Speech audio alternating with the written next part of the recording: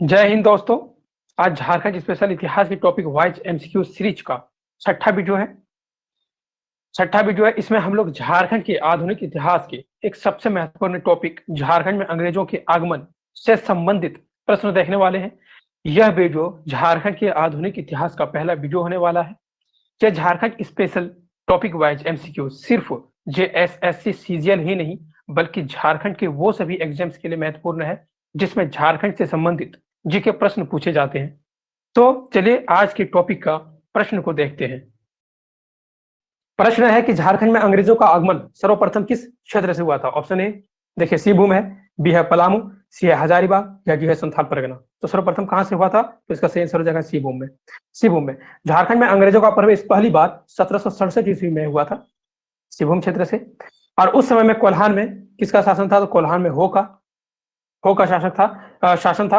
उसके बाद पोरहाट में शिववंशी का। उसके अलावे ढालभूम में ढाल वंश का, ये लोगों का शासन था। उसके अलावा पलामू में आप देख सकते हैं, पलामू में अंग्रेजों का एंट्री हुआ था। किस लिए? तो पलामू में राजनीतिक अस्थिरता के कारण अंग्रेजों का प्रवेश हुआ था। कब हुआ? तो 1771 ईस्वी में। 1771 ईस्वी में। उसके अलावा हजारीबाग में 1772 ईस्वी में।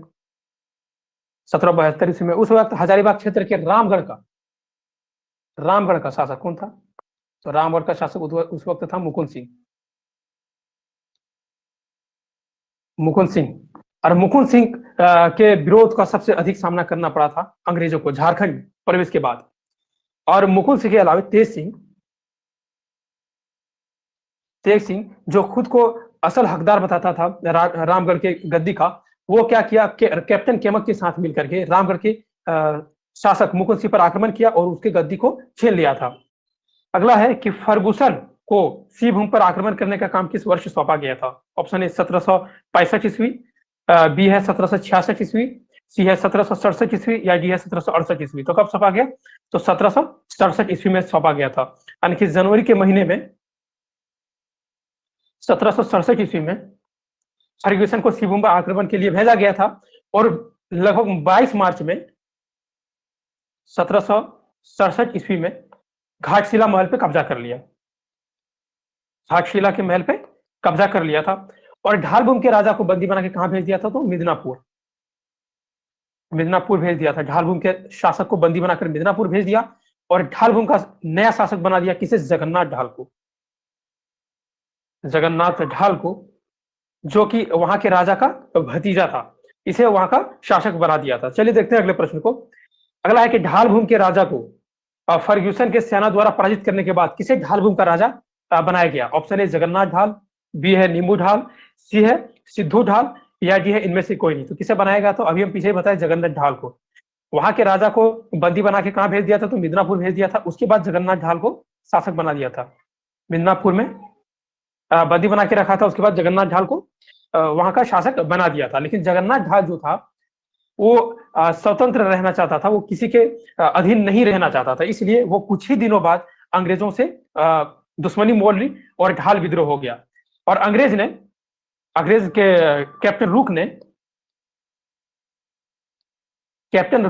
लेफ्टिनेंट रूक ने गड़बड़ी फैलाने के आरोप में जगन्नाथ ढाल को पकड़ने का प्रयास किया। लेकिन जगन्नाथ ढाल वहां से भाग गया, उसे पकड़ नहीं सका। तो इस सिचुएशन में कैप्टन रूक ने किसे बंदी बना लिया? तो उसके भाई नींबू ढाल को। और नींबू ढाल को बंदी बना के फिर नींबू ढाल को बंदी बना के ले गया। उसके बाद नींबू ढाल को ही ढालभूम का शासक घोषित कर दिया। ढालभूम का नया शासक घोषित कर दिया। चलिए देखते हैं अगले प्रश्न को।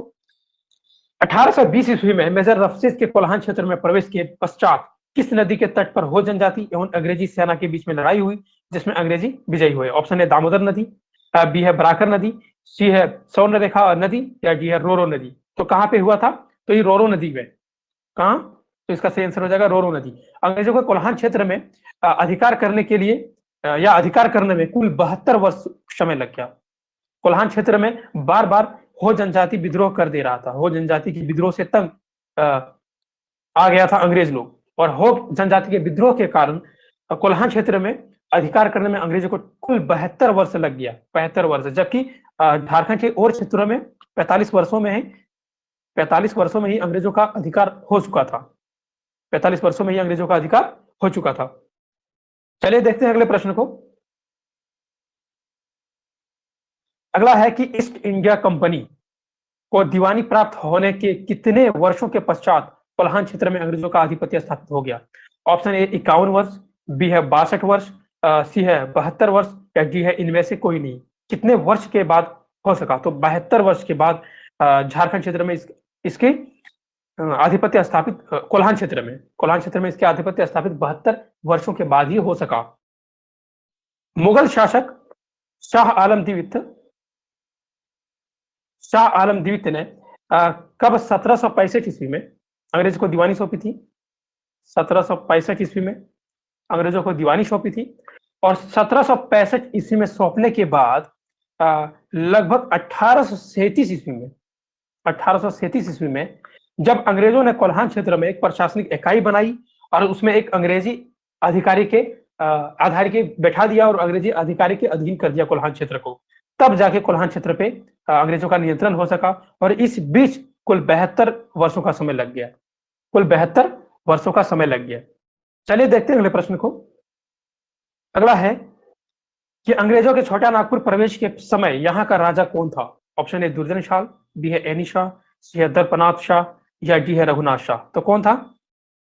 तो उस वक्त छोटा नागपुर का शासक कौन था? तो दर्पनाथ शाह था। अंग्रेजों का छोटा नागपुर में प्रवेश 1771 ईस्वी में हुआ और 1771 ईस्वी में छोटा नागपुर का शासक दर्पनाथ शाह था। उसके बाद दुर्जन शाह तो जहांगीर के समकालीन था, मुगल शासक जहांगीर के समकालीन था। और दुर्जन शाह को जहांगीर के सेनापति इब्राहिम खान ने बंदी बना के ग्वालियर के किले में लगभग 12 वर्षों तक कैद रखा था।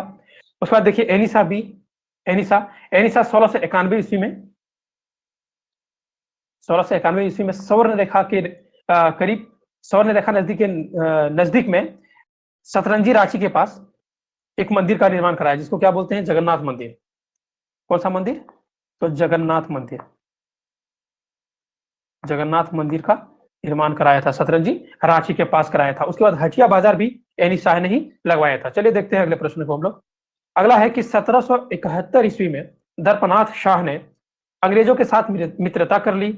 वह पटना काउंसिल को कितने रुपए सालाना कर देने को तैयार थे? ऑप्शन ए 12,000 रुपये, बी है 36,000 रुपये, सी है 41,000 रुपये या डी है 51,000 रुपये। तो कितना देने के लिए राजी थे? तो 12,000 रुपये कर सालाना कर देने के लिए राजी थे। कौन? तो दर्पनाथ शाह कहाँ का शासक था? तो छोटा नागपुर खास का शासक था, छोटा नागपुर खास का था जब अंग्रेज का झारखंड में प्रवेश हुआ था। और दर्पनाथ शाह कोल विद्रोह के खिलाफ एक बार पोरहाट का जो शासक है उसके साथ दिया था, जिसके बाद कोल लोगों का बार बार छोटा नागपुर पे आक्रमण होता था और यहाँ पे लूट खसीट करता था। उसके अलावे रामगढ़ का जो राजा मुकुंद सिंह था वो भी दर्पनाथ के खिलाफ था और दर्पनाथ के खिलाफ होने की वजह से मुकुंद सिंह भी अक्सर यहाँ पे आक्रमण किया करता था छोटा नागपुर क्षेत्र में। और तीसरे ओर से अंग्रेजों का डर, जिसकी वजह से दर्पनाथ शाह ने अंग्रेजों से मित्रता कर ली थी। चलिए देखते हैं अगले प्रश्न को।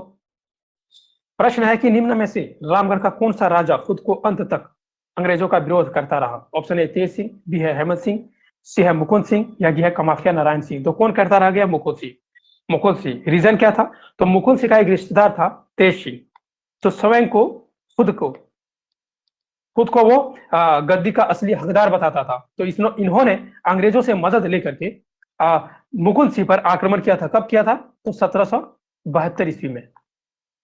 तो 1772 ईस्वी में तो अंग्रेजी कैप्टन एक तरफ से केमक और दूसरी तरफ से तेज सिंह ने मुकुंद सिंह पे आक्रमण किया। जिसके बाद मुकुंद सिंह के पराजय होने के बाद मुकुंद सिंह कैदी बनाए के डर से भाग गया और कहां पे चला गया? तो पंचित राज भाग गया। इसके बाद केमक ने तेज सिंह को वहां का राजा बना दिया और 30,000 सालाना कर के एवज में उसे रामगढ़ का एक राजा घोषित कर दिया। और तेज सिंह ने राजधानी अपना कहां बनाया था? तो इचाक। इससे पहले राजधानी कहां पे था? तो रामगढ़ राजधानी था, लेकिन तेज सिंह ने बदल के इचाक ले गया था तेज सिंह। और इसका सही आंसर क्या हो गया? मुकुंद सिंह सही आंसर हो गया। लेकिन ऑप्शन बी में देखिए हेमंत सिंह, तो हेमंत सिंह के बारे में एक चीज याद रख लीजिए कि हेमंत सिंह ने राजधानी उर्दा से बदल के बादम ले गया था। हेमंत सिंह पहले राजधानी उर्दा था और इससे बदल के कहाँ ले गया था, तो बादम। बादम रामगढ़ राज्य का संस्थापक जो था बागदेव सिंह था, और बागदेव सिंह ने ही राजधानी बनाया था सीसिया, और सीसिया के बाद बागदेव सिंह राजधानी खुद ही ट्रांसफर करके उर्दा ले गया था। चलिए देखते हैं अगले प्रश्न को।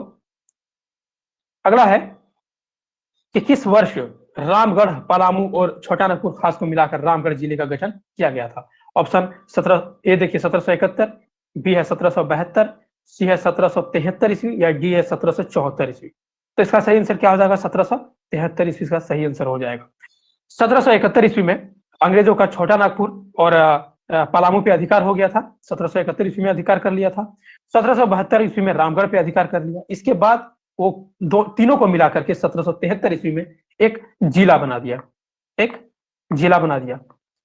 1774 ईस्वी में ही तेज सिंह को राजा बनाया गया था, याद कर लीजिए। जिला बनाने के बाद 1774 ईस्वी में तेज सिंह को रामगढ़ का विधिवत तरीके से शासक घोषित कर दिया गया था। चलिए देखते हैं अगले प्रश्न को। अगला है कि सरायकेला राज्य की स्थापना किसने की थी। Option A Arjun Singh, B है भूखन सिंह, सी है विक्रम सिंह, या डी है राम सिंह। तो किसने किया था, तो इसका सही आंसर हो जाएगा विक्रम सिंह। ऑप्शन सी इसका सही आंसर हो जाएगा विक्रम सिंह। कोरहाट का शिववंशी जो शासक था, कोरहाट का शिववंशी शासक, शिववंशी शासक अर्जुन सिंह, अर्जुन सिंह का पुत्र था। कौन था, पुत्र था विक्रम सिंह। और इसने 10 गांव, सरायकेला के 10 गांव को मिलाकर के एक रियासत बनाई थी, रियासत बनाई थी। सरायकेला के 10 गांव को मिला के सरायकेला रियासत की स्थापना किया था। उसके अलावा आप देख सकते हैं सरायकेला, सरायकेला जो है वो भारत के अंग्रेजों के 562 लगभग देशी रियासत था, जिनमें से 2 देशी रियासत झारखंड में था, जिनमें से एक सरायकेला है, और दूसरा देशी रियासत क्या है, तो खारसावां।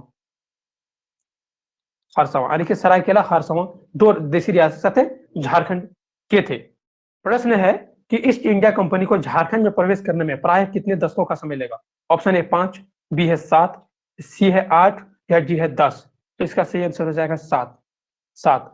झारखंड के कोल्हान क्षेत्र को छोड़ के बाकी समय तो 5 ही दशकों में अंग्रेजों के अधीन आ गया था, लेकिन 72 साल लगभग लग गया कोल्हान क्षेत्र को कब्जे में करने में। कोल्हान क्षेत्र में, कोल्हान क्षेत्र के हो जनजाति बार बार अंग्रेजों कोल्हान हो जनजाति का बार बार अंग्रेजों को विद्रोह झेलना पड़ा था, जिसके बाद इसको 72 वर्ष का समय लग गया पूरे झारखंड क्षेत्र में कंट्रोल करने में। चलिए देखते हैं अगले प्रश्न को। अगला है कि झारखंड क्षेत्र में पहला नागरिक प्रशासक कौन था। ऑप्शन ए विल्किंसन, बी है रॉबर्ट ब्राउन, सी है चैपमैन, या डी है इनमें से कोई नहीं। तो कौन था, इसका सही आंसर हो जाएगा इसका हो जाएगा चैपमैन झारखंड क्षेत्र का पहला प्रशासक था, नागरिक प्रशासक पहला था चैपमैन याद कर लीजिए, चैपमैन। उसके अलावा रॉबर्ट ब्राउन जो था वो 1778 ईस्वी में झारखंड में प्रशासन के लिए बृहद योजना प्रस्तुत किया था। बृहद योजना किसने प्रस्तुत किया था, तो रॉबर्ट ब्राउन ने किया था। विल्किंसन कौन था, विल्किंसन वही है जिसके सलाह पर अंग्रेजी सेना भेजा गया था हो जनजाति पे कंट्रोल करने के लिए, हो जनजाति पे कंट्रोल करने के लिए ब्रिटिश सेना भेजा गया था। किसके सलाह पे, तो विल्किंसन के सलाह पर भेजा गया था।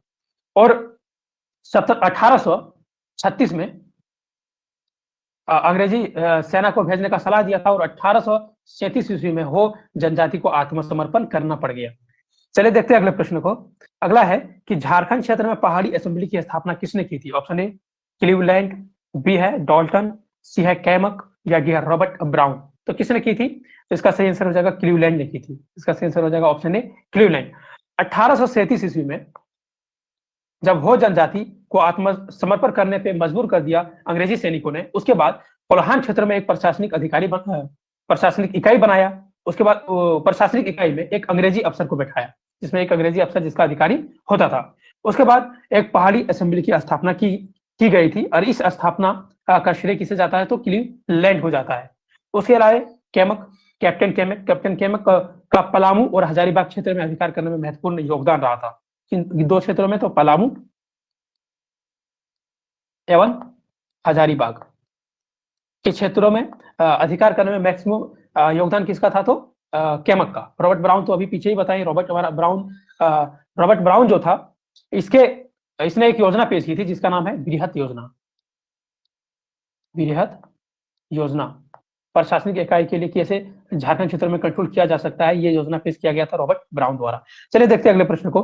अगला है कि हजारीबाग क्षेत्र में अंग्रेजी कंपनी को सर्वाधिक विरोध का सामना किस राज्य से करना पड़ा था? ऑप्शन ए पंचेत, बी है रक्सेल, सी है चेरो, या डी है रामगढ़। तो सबसे अधिक जो विरोध का सामना करना पड़ा था वो रामगढ़ के शासक का सामना करना पड़ गया था। रामगढ़ का शासक कौन था? मुकुंद सिंह। मुकुंद सिंह अंतिम समय तक अंग्रेजों का विरोध करता रहा और कभी भी उसकी अधीनता स्वीकार नहीं की थी, और मुकुंद सिंह का सबसे ज्यादा अंग्रेजों को सामना करना पड़ा था। लेकिन मुकुंद सिंह का ही एक रिश्तेदार जो स्वयं को रामगढ़ के गद्दी का अधिकार बताता था, वो था कौन? तेज सिंह।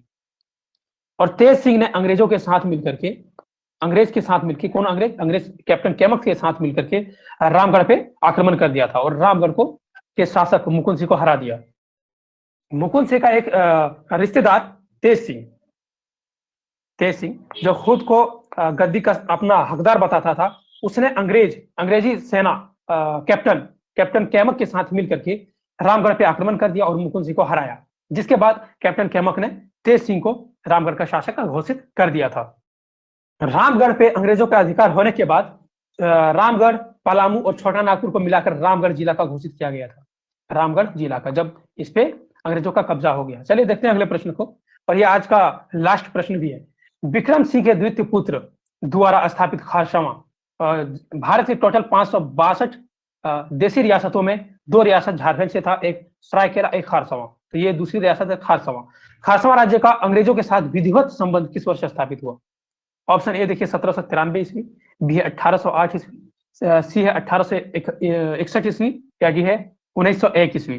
तो इसका सही आंसर क्या हो जाएगा? 1793 ईस्वी। 1793 ईस्वी में अंग्रेजों का खारसावां के राजा के साथ विधिवत तरीके से संबंध स्थापित हुआ।